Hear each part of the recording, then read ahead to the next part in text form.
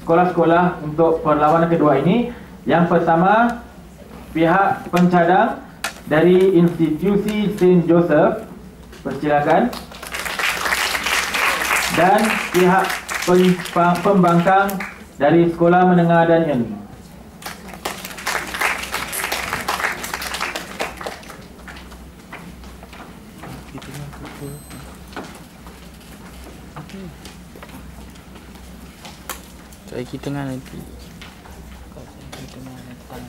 Dari Sekolah Institusi Saint Joseph, pembahas pertama Hans Tobi Limanto.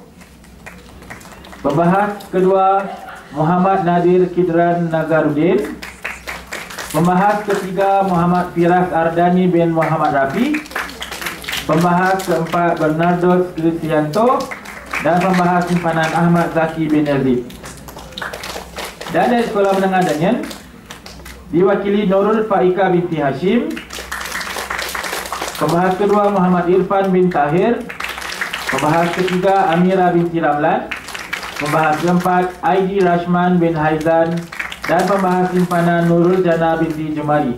Dengan itu, tajuk yang akan mereka perbahaskan pada hari ini adalah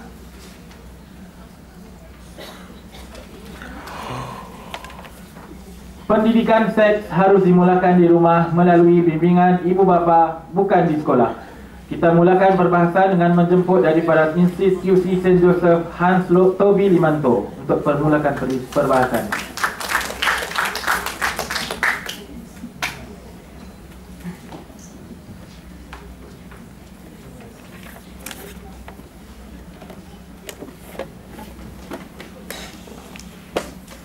Salam sejahtera. Oke, sekarang kita mulai. Pendidikan seks harus dimulakan di rumah melalui ibu bapak, melainkan bukan di sekolah. Nah, sekarang kita mulakan apakah tujuan dari pendidikan seks tersebut. Tentu saja itu untuk membina pelajar supaya dapat mengetahui apa yang tidak boleh dilakukan dan apa yang terlarang tentang seks ini. Ini tentunya untuk mencegah supaya para pelajar di Singapura dan bahkan para pelajar di seluruh dunia untuk tidak mengabuse dan tidak merugikan orang lain secara seksual. Nah, kami dari pihak institusi sekolah Saint Joseph ingin menekankan bahwa pembinaan para pelajar harus dimulakan daripada orang tua. Karena kalau misalnya pembinaan ini dimulakan daripada sekolah, ini akan menjejaskan individu dan juga community dengan cara berbagai macam. Yang pertama-tama adalah yang akan saya sebut sekarang adalah karena ini pembinaan yang diadakan di sekolah itu dengan teman-teman, dengan rakan-rakan, dan tidak akan dianggap secara benar-benar serius apabila diberikan daripada ibu bapak. Dan juga setelah pendidikan seks tersebut telah usai dari sekolah, ini akan menjadi dianggap sebagai lelucon dan akan dibercandakan kepada teman-teman sekalian. Tentunya ini akan menjejas individu dan juga komuniti sekolah, dan kami tidak ingin hal ini untuk terjadi.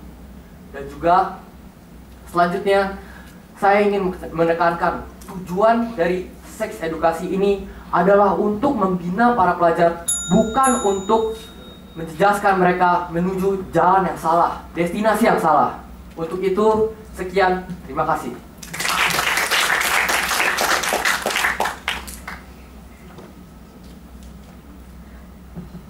Salam sejahtera saya ucapkan kepada semua yang hadir pada hari ini.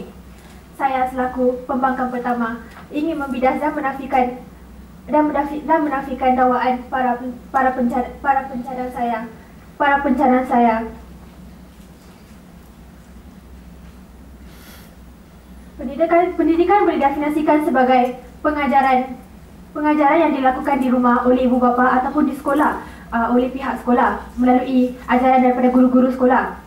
Seks pula boleh didefinisikan sebagai rambang perlakuan atau perhubungan seks bersama jantina yang lain secara haram atau secara tidak sah melalui tanpa perkahwinan secara sah. Persoalannya menjadi tanda tanya ya pada hadirin dan hadirat sekalian.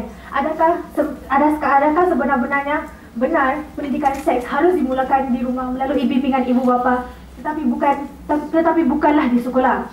Saya selaku pembangkang pertama tidak 100% bersetuju dengan mauduk yang menjadi teras pembincangan kita pada hari ini. Macam pada ini, ibu bapa sering menumpukan lebih perhatian kepada pekerjaan beliau kerana pada masa era kemodenan ini krisis kewangan semakin menaik dan oleh itu ibu bapa harus lebih menumpukan perhatian mereka kepada pekerjaannya untuk mencarikan nafkah yang lebih bagi pendidikan anak-anak beliau. Lagipun saya berpihak bahawa pengajaran seks harus dilakukan di sekolah kerana pihak-pihak sekolah seperti guru-guru lebih mempunyai pengajaran yang lebih daripada ibu bapa di rumah. Kerana jikalau ibu bapa di rumah sering menumpukan perhatian mereka kepada pekerjaan mereka, anak-anak mereka akan terasa diabai di rumah. Sekian, terima kasih.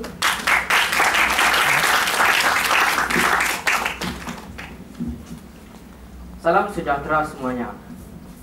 Sememangnya semua remaja patut mendapat pendidikan tentang seks daripada ibu bapa mereka sendiri. Ini kerana remaja pada zaman yang moden ini senang dipengaruhi oleh rakan-rakan mereka. Seperti bak kata pepatah, seperti kerbau dituduh hidup. Mereka senang untuk dipengaruhi oleh rakan-rakan mereka dan selalu ingin mengikut trend zaman kini. Jadi baik atau buruk, mereka tetap akan mengikut nasihat rakan-rakan mereka. Jadi kerana itu, mereka patut mendengar nasihat ibu bapa mereka dan mendapat pendidikan daripada mereka sebelum di sekolah. Kerana ibu bapa mereka mempunyai pengalaman yang lebih luas dan pengetahuan yang lebih luas dalam perkara ini. Selain itu, pendidikan yang disediakan di dalam sekolah hanya mengajar remaja-remaja tentang penyakit-penyakit yang boleh meribat daripada seks. Namun, apa yang remaja patut mengetahui daripada perkara ini adalah mereka harus belajar untuk mengawal diri mereka daripada melakukannya. Dan sekali lagi saya ingin mengatakan bahawa mereka harus belajar tentang perkara ini daripada ibu bapa mereka, kerana hanya ibu bapa mereka yang boleh memahami mereka dengan lebih mendalam. Ibu bapa mereka memang tahu hal ini lebih daripada guru-guru mereka sendiri, dan hanya ibu bapa mereka yang boleh mengawal anak-anak mereka sendiri.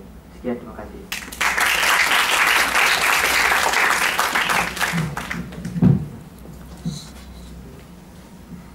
Pelanduk bukan sebarang pelanduk, tanduknya runcing tidak terperi. Singgah di hutan lagi ke tanduk, ini kan pula SDN Misteri. Assalamualaikum warahmatullahi wabarakatuh. Salam sejahtera. Salam sejahtera kepada semua yang hadir. Walaupun ribut mencakar samudera, walau sejuta taufan melanda, namun pendirian kami tidak akan goyah. Wahai pencadang budiman, jangan cuba memesong fakta atau isi yang belum tentu wujud kepastiannya. Sebentar tadi, pihak pencadang pernah berkata bahawa mereka tidak begitu. Mereka katakan bahawa ibu bapa adalah tempat yang terbaik untuk mereka meluangkan tentang pendidikan seks. Saya menolak dakwaan tersebut 100%. Hadirin hadirat sekalian, pendidikan seks harus dimulakan di sekolah kerana mutakhir ini pada zaman sekarang remaja tidak selesa kepada ibu bapa mereka. Kalau mereka nak pergi kat ibu bapa, orang tanya ibu orang, ibu, apa pendapat ibu tentang seks? Apa kau ni? Jangan nak mikir lah.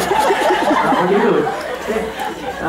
Sebenarnya, itulah. Mereka tak proper selesa. Jadi,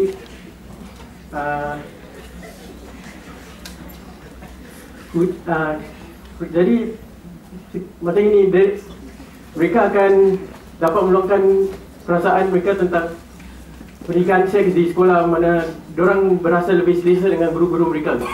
Kerana guru-guru mereka akan terlupa apa yang diorang cakap lah lepas tu. Namun begitunya, nampaknya masa tidak mengizinkan saya berterusan. Ingin saya menekankan sekali lagi bahawa pendidikan seks harus dimulakan di sekolah. Tanya, tepuk dada, tanya sedera. Sekian, terima kasih.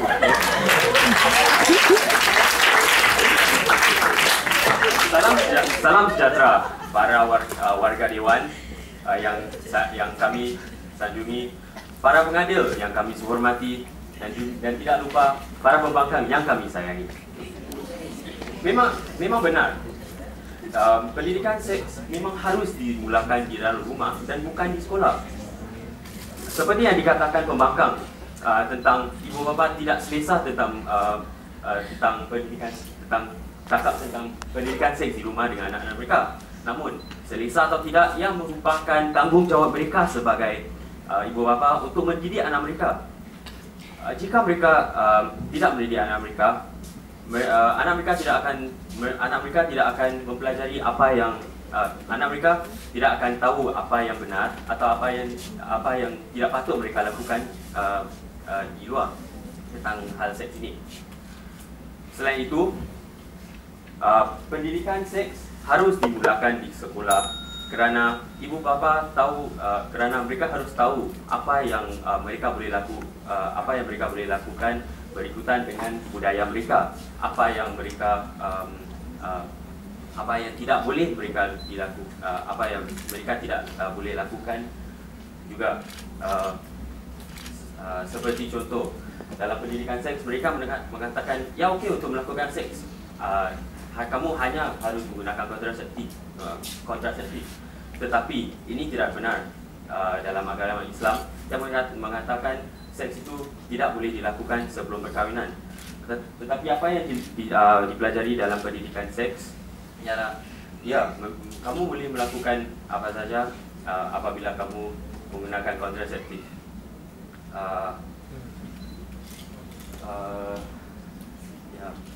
Dengan itu saya ingin menekankan bahawa pendidikan seks harus dimulakan di sekolah dan bukan harus dimulakan di rumah dengan ibu bapa dan bukan dimulakan di sekolah. Sekian, terima kasih.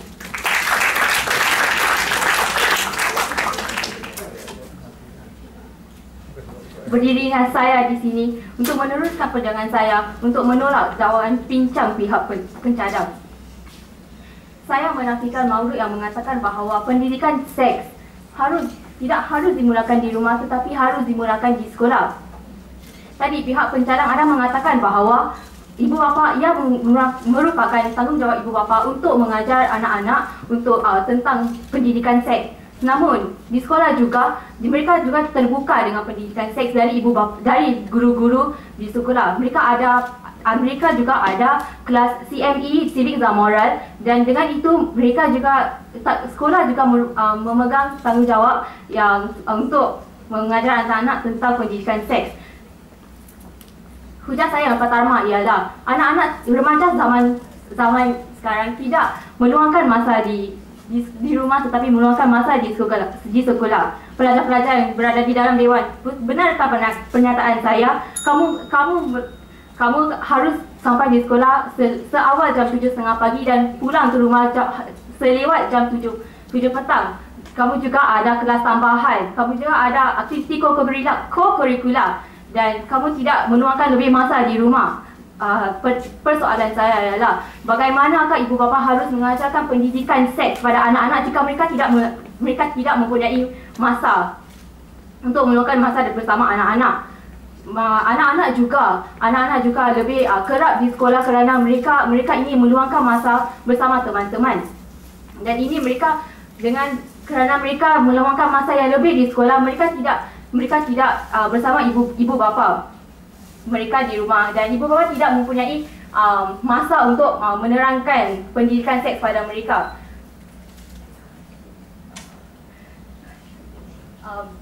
Dengan begitu saya akhiri maksud saya bahawa pendidikan seks tidak harus dimulakan di sekolah, di rumah, tetapi harus dimulakan di sekolah. Sekian, terima kasih.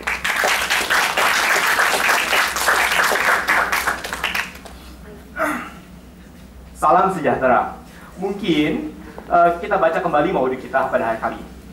Pendidikan seks harus dimulakan di rumah melalui bimbingan ibu bapak, bukan di sekolah. Dari bunyinya saja sudah betul. Baik, sekarang coba Anda semua bayangkan, dari kita kecil, kita dilahirkan, kita sudah, siapa orang pertama yang sudah kita lihat? Ibu bapak kita. Lalu kita beranjak dewasa, dan dewasa. Siapa orang lagi yang ada di samping kita? Ibu bapak. Jadi, intinya adalah ini. Ibu bapak adalah orang yang paling terdekat dengan kita semua. Ibu bapak adalah orang yang paling terdekat dengan anak-anak zaman sekarang. Ibu bapak ialah sebuah ujung tombak yang bisa memberikan pengajaran-pengajaran dan nilai-nilai etika, nilai-nilai budi kepada anak-anak kita.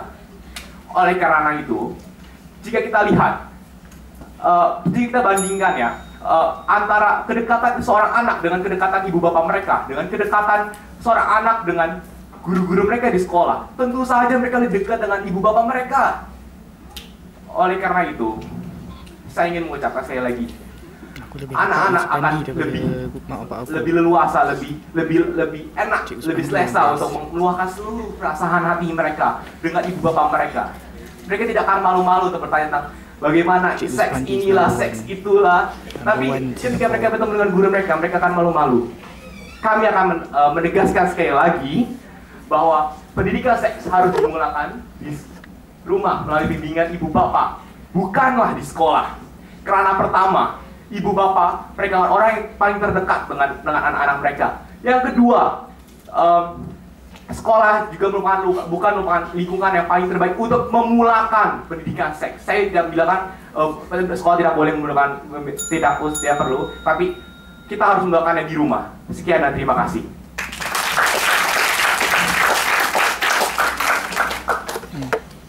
Salam sejahtera kepada semua yang hadir hari ini.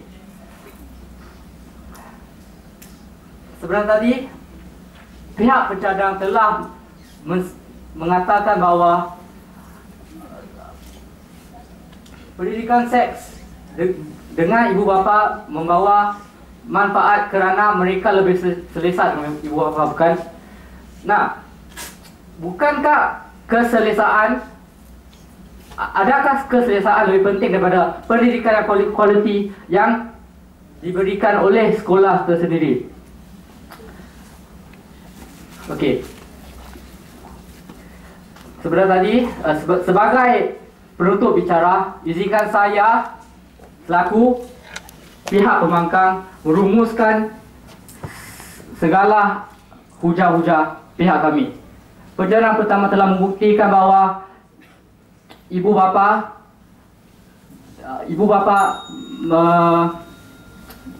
meluangkan masa lebih, tidak meluangkan masa dengan anak-anak dengan sebanyaknya, akibat atas alasan mereka lebih mementingkan wang. Pencadang kedua pula telah membuktikan bahawa mereka tidak selesa dengan ibu bapa mereka kerana jarak umur, ya. Dan seterusnya, pencadang ketiga pula telah membuktikan bahawa pelajar tidak dapat meluangkan masa dengan ibu bapa akibat mereka meluangkan masa di sekolah sendiri pada masa yang berpanjangan. Jadi, selaku daripada pihak pembangkang, saya merumuskan bahawa pendidikan seks harus dimulakan di sekolah dan bukan melalui ibu bapa. Sekian, terima kasih. Terima kasih diucapkan kepada kedua buah sekolah, dan kedua buah sekolah boleh mengambil tempat di bawah.